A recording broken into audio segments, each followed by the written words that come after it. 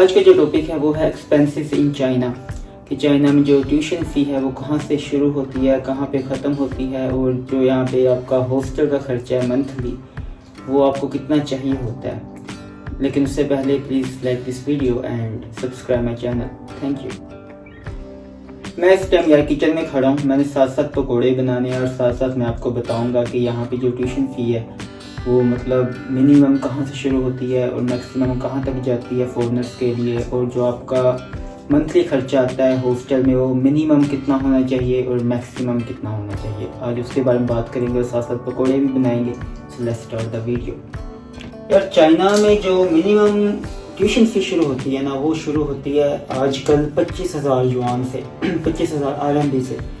जब हम नए नए आए थे उस 2017 में, उस टाइम हमारी ट्यूशन फ़ी थी 20,000 युआन, मतलब वीज़ा वगैरह डाल के सब कुछ डाल के तो 20,000 युआन। अब भी हम 20,000 युआन ही देते हैं हर साल।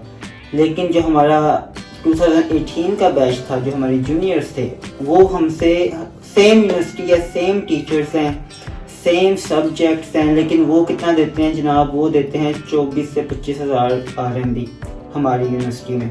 और हमारी यूनिवर्सिटी की फ़ीस जो है वो दूसरी यूनिवर्सिटी की निस्बत कम है। अभी दूसरी यूनिवर्सिटीज़ में हमारे सिटी में एक यूनिवर्सिटी है नॉन नॉर्मल यूनिवर्सिटी, वहाँ की जो हॉस्टल है ना, वहाँ का हॉस्टल बहुत अच्छा है और वहाँ की जो रैंकिंग है उस यूनिवर्सिटी की वो बहुत अच्छी है। तो वहाँ की जो ट्यूशन फ़ी है वो 2017 में थी 22 से 23,000 RMB थी, और आजकल आप लगा लें तकरीबन होगी उधर भी 28-30,000 RMB फ़ीस होगी वहाँ भी।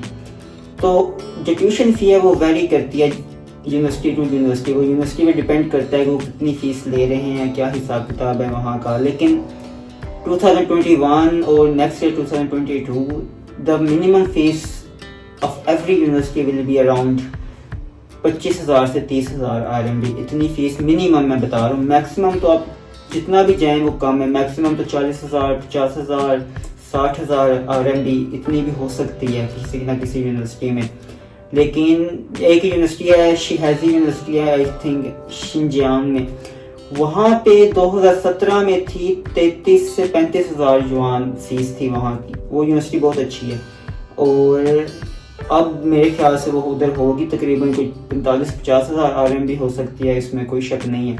और ये फीस है जो आपकी सेकेंड ईयर से शुरू होते हैं। जब आप फर्स्ट ईयर में नए नए यहाँ पे आते हो उस टाइम बड़े खर्चे होते हैं। उस टाइम आपने एजेंट ने अपने भी रखने होते हैं पैसे, उसने टिकट भी आपको लेनी होती है, वीज़ा भी लगवाना होता है, मतलब वो सारा प्रोसेस करना होता है जो भी आपको जब आप अप्लाई करते हो। जब आप वो सारा प्रोसेस करते हो तो पैसे बहुत ज़्यादा बन जाते हैं। तो फर्स्ट ईयर में आपके अगर किसी यूनिवर्सिटी की 25,000 सिर्फ फीस है तो फर्स्ट ईयर में आपके तकरीबन 30 से 35,000 युआन लग सकते हैं। तो ये बात जहन में रखना। बात इतनी सी है कि जो यूनिवर्सिटी की फ़ीस है ना वो मतलब वेरी करती है, हर यूनिवर्सिटी की अलग अलग फ़ीस है, तो उसका कोई कंफर्म चीज़ नहीं है, हर यूनिवर्सिटी की अलग फ़ीस होती है। बाकी मैं आपको सिर्फ इतना बता सकता हूँ कि जो आपका जब फर्स्ट ईयर होता है ना उसमें आपकी फ़ीस ज़्यादा होती है। उसके बाद जो सेकेंड ईयर होता है और थर्ड फोर्थ फिफ्थ ईयर जब तक ग्रेजुएट नहीं हो जाते उस टाइम तक फ़ीस आपकी सेम रहती है। जो फीस आप फर्स्ट ईयर में दोगे, मतलब एजेंट के अलावा जो फीस आप यूनिवर्सिटी को फर्स्ट ईयर में दोगे, आपकी वही फीस अगले 5 साल तक चलेगी। उसमें ये नहीं होता कि अगले साल बढ़ जाएगी या उससे अगले साल बढ़ जाएगी, वो नहीं हिसाब किताब, वो बिल्कुल सेम फीस होगी आपकी ग्रेजुएशन तक।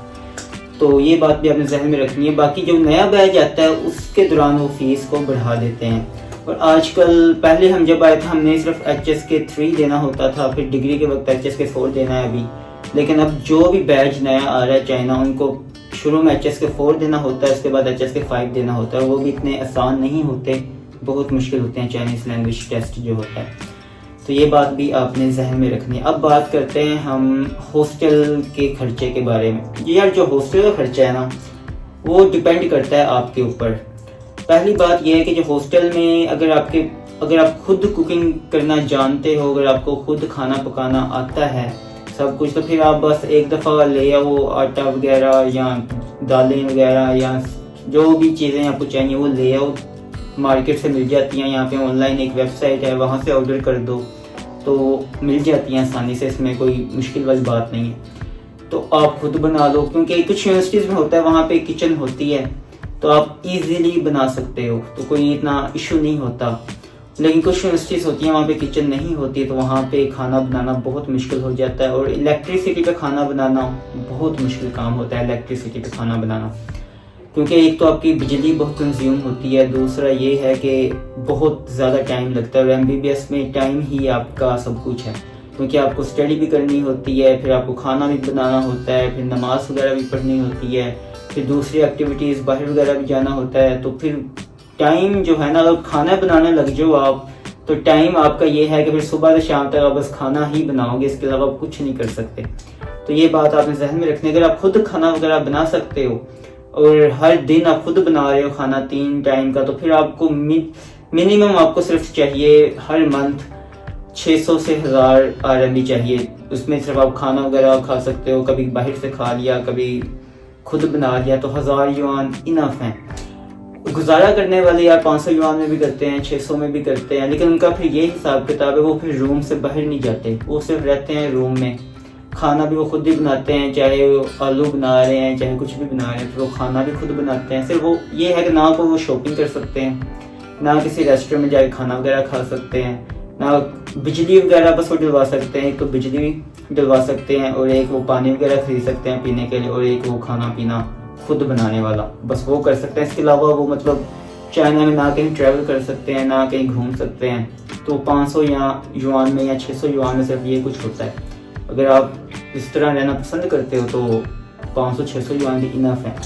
1000 युआन में ये है कि आपने खुद भी बना लिया, कभी थोड़ा सा बाहर से भी खा लिया, तो इतनी कोई टेंशन नहीं होती। और यहाँ पे खाने जो बाहर से मिलते हैं वो बहुत सस्ते हैं, तो इसमें कोई आपको टेंशन लेने वाली बात नहीं है। अगर आप छोटे मोटे रेस्टोरेंट्स में जाते हो फिर तो खाने सस्ते हैं, अगर आप किसी फैंसी रेस्टोरेंट में जाते हो वहाँ पे खाने फिर बहुत महंगे हैं। वो तो फिर ये है कि अगर आपको आते ही 600 युआन है या 1000 युआन है, तो 300-400 युआन तो सिर्फ आपका उस खाने पे लग जाएगा। इस तरह का हिसाब किताब है। तो बेहतर यही है कि आप खुद बनाओ। अगर आपको खाना बनाना नहीं आता पाकिस्तान में, क्योंकि पाकिस्तान में मोस्टली यही होता है कि जो लड़के होते हैं ना मोस्टली वो तो किचन तक जाते हैं सिर्फ बर्तन रखने, बर्तन रख के वापस आ गए, फिर बर्तन लेने चले गए किचन से, फिर वापस आ गए। बस ये है कि रखना और उठाना, बस यही चक्कर है पाकिस्तान में जो लड़के करते हैं। तो उनको तो नहीं कुछ आता बनाना, लेकिन कुछ होते हैं उनको बनाना आता है, बहुत अच्छा खाना बनाना आता है। तो यही चीज़ है यार यहाँ पे। अगर आपको बनाना नहीं आता कुछ भी, तो आप बस जब आप यहाँ पे आओगे आपको ऑटोमेटिकली बनाना आ जाएगा। मुझे कुछ भी नहीं था आता बनाना, सिर्फ एक चाय भी बनानी आती थी, उसके अलावा कुछ नहीं था बनाना आता। लेकिन इधर आए हैं, इधर अब सब कुछ ही बना लेते हैं, जो भी जैसा भी बनता है। लेकिन ये है कि बंदा खा पी लेता है, इतना खाने के काबिल होता है, इतना तो बंदा बना लेता है। तो ये है कि खाना पीना आपको यहाँ पे आगे खुद ही आ जाएगा। अगर आपको नहीं भी आता तो उसकी टेंशन नहीं है। बाकी अगर आपको बिल्कुल ही मतलब खाना नहीं बना सकते या नहीं बनाना पसंद करते, फिर आपको 1000 युआन से भी ज़्यादा चाहिए, फिर आपको 1500-2000 तक भी चाहिए। जब हम नए नए आए थे उस टाइम जो RMB का रेट था ना, वो था 1 RMB हो तो पाकिस्तानी 16 रुपये बनते थे 2017 के एंड पे, 18 के शुरू में उस टाइम इतने बनते थे। आहिस्ता आहिस्ता अब 25 पे चला गया, 24-25 पे चला गया काम। तो अब बहुत महंगा हो गया काम। तो अब ये है कि सिर्फ जितना हो सके कंट्रोल करो, या तो खुद कमाओ पैसे किसी तरीके से, या फिर ये है कि अगर आप अमीर घराने से तो फिर तो कोई टेंशन वाली बात नहीं है आपको। तो ये सारी बातें यार, तो मकसद ये है कहने का कि गुजारा करने वाली 500 में भी करते हैं, 600 में भी करते हैं, 1000 में भी करते हैं और 1500 में भी करते हैं। वो आप पे डिपेंड करता है कि आप कितना खर्च कर सकते हो। बाकी जो हॉस्टल के खर्चे हैं उनमें क्या है, एक तो ये है कि आपको इलेक्ट्रिसिटी चाहिए। इलेक्ट्रिसिटी का ये है कि जितने भी रूम में आप लोग रहते हो तो रूम में ये कि वो डिवाइड हो जाते हैं, इलेक्ट्रिसिटी के पैसे, पानी के पैसे, खाने पीने के पैसे, ये सब डिवाइड होके आते हैं अगर आप इकट्ठे रहते हो तो उसमें इतना इशू नहीं है। बाकी वहाँ पे आता है मोस्टली इलेक्ट्रिसिटी का खर्चा आता है, पानी का खर्चा आता है, उसके बाद ये जो सामान वगैरह आप लाते हो खाने पीने वाले ये खर्चा आता है, सफाई वाला सामान, शैम्पू साबुन वगैरह ये वाले सामान है सारे। तो अगर आप इकट्ठे रहते हो तो इतना इसमें कोई इतना इशू नहीं होता, वो डिवाइड करके आते हैं तो इतने पैसे नहीं बनते हो। बाकी जब आप कहीं बाहर जाते हो खाने पीने, टैक्सी वगैरह या सबवे वगैरह में, तो उस टाइम पैसे लगते हैं। तो बस ये खर्चे हैं यहाँ पे, अदरवाइज के अलावा कोई खर्चे नहीं है। कभी शॉपिंग कर ली, कभी कोई शर्ट खरीदी, पैंट खरीदी। और यहाँ पे वेबसाइट है, वहाँ पे मिलते हैं सस्ते कपड़े, वहाँ पे तो 10 युआन की शर्ट, 20 युआन की शर्ट मिल जाती हैं। लेकिन अगर आप दुकान से जाके शॉपिंग करते हो, कोई ब्रांड से जाके, तो फिर यहाँ पे बहुत महंगे का, फिर तो यहाँ हज़ार युआन की सिर्फ एक शर्ट है, तो वो काम बहुत महंगा है। तो बेहतर यही है कि आप ऑनलाइन शॉपिंग करो। अगर आपने दुकानों से शॉपिंग करनी है तो फिर जॉबिंग करो यहाँ पे। ये बात मैंने आपको नहीं थी बतानी, लेकिन यहाँ पे ये सीन भी चलता है। तो यहाँ पे यार इलेक्ट्रिसिटी का खर्चा है ना, वो आपका मंथली आता है 300 से 400 RMB या युआन। लेकिन वो अगर 3 बंदे रहते हो तो 3 पे डिवाइड हो जाएगा, 100 आते हैं अगर 300 हो तो ये है कि हर चीज़ डिवाइड हो जाती है। जो भी चीज़ कमरे में आप लाओगे सबके लिए, वो ये है कि डिवाइड हो जाएगी, उसमें इतना कोई इशू नहीं है, वो आपके खर्चे बच जाते हैं। बाकी खर्चा सिर्फ यही है खाने पीने का, बाहर से खाने पीने का और बिजली वगैरह का, और बाकी आप किसी रेस्टोरेंट में जाते हो या घूमने फिरने जाते हो तो खर्चा हुआ। अगर आप चाइना आते हो और आप घूमते फिरते नहीं हो चाइना आकर, तो आपने यहाँ पे अपने 5 साल ज़ाया किए हैं। चाइना बहुत बड़ा मुल्क है और यहाँ पे घूमना फिरना आपकी आंखें खोल देगा जब आप यहाँ पे आओगे।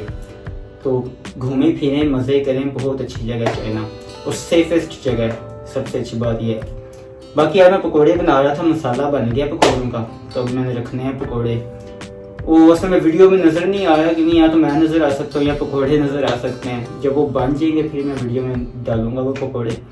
बाकी यार ये खर्चे हैं सारे, बाकी और क्या खर्चे हैं, बस यही है। बाकी अगर आपने कोई अपने ज़्यादा शौक रखने हैं, दूसरे शौक, तो फिर ये है कि फिर पैसे आपको और चाहिए। तो उससे बेहतर यही है कि आप कोई जॉब वगैरह करें। अगर आप फ्रीलांसर हैं तो फ्रीलांसिंग से पैसे कमाएं, गेमर हैं गेमिंग से पैसे कमाएं, या किसी और तरीके से पैसे कमाएं, लेकिन खुद के पैसे कमाएं। यहाँ पर आके आपको शौक पैदा होगा पैसे कमाने का, जब आप लोगों को देखोगे ना कि लोग पैसे कमा रहे हैं, साथ पढ़ भी रहे हैं, साथ डिग्री भी कर रहे हैं और साथ पैसे भी कमा रहे हैं, तो फिर आपको भी शौक हो जाएगा पैसे कमाने का। तो ये एक पॉजिटिव पॉइंट है चाइना में। इलीगल है वैसे, इजाज़त नहीं है, लेकिन ये है कि आप कमा सकते हो, इतनी सख्ती नहीं है लेकिन कमा सकते हो आप। लेकिन मेरा मशवरा ये है कि आप इलीगल वे से पैसे ना कमाओ, वरना आपकी डिग्री खतरे में आ सकती है। बाकी यार यही सारे खर्चे हैं, यही एक्सपेंसिव है। पहली तो ट्यूशन फी है आपकी, वो हर यूनिवर्सिटी की अलग होती है, ठीक है, उसमें कोई इतना मसला नहीं है, लेकिन हर साल ट्यूशन फी बढ़ती जा रही है हर साल। तो जो आपकी पहले साल से ट्यूशन फी होगी आपकी ग्रेजुएशन तक वही ट्यूशन फी चलेगी, तो उसमें कोई टेंशन वाली बात नहीं है। दूसरी बात ये है कि जो आपका होटल एक्सपेंस है, अगर आप खुद कुकिंग करते हो, कुकिंग वगैरह करते हो, घूमते फिरते नहीं हो, सिर्फ कमरे में रहते हो, तो फिर तो आप 600-700 युआन में गुजारा कर सकते हो। अगर आपने कभी कभी बाहर से खा लिया है तो फिर 1000 युआन तक। और अगर आप बिल्कुल नहीं खाना बनाना जानते हो, घूमना फिरना भी चाहते हो, फिर तो 1500 भी कम है, फिर तो 2000 भी हो वो भी कम है। वो आप पे डिपेंड करता है कि आप कितना खर्च वगैरह कर सकते हो। इतनी सी बातें हैं यार सारी। अगर आपको पसंद है तो लाइक ज़रूर करिएगा। बाकी ये देखें अभी पकोड़े बन रहे हैं, ये पहला निकल गया, पहला चक्कर ठीक ही देखते, पहला चक्कर निकल गया और ये 200 चक्कर। तो भी खाएंगे पकोड़े। ये मुझे पहले नहीं था बनाने आते, इधर आके बनाने आए हैं। तो बाकी आपको अगर वीडियो पसंद आई है तो लाइक करें, शेयर करें एंड सब्सक्राइब करें। Thank you, see you in the next video, bye bye.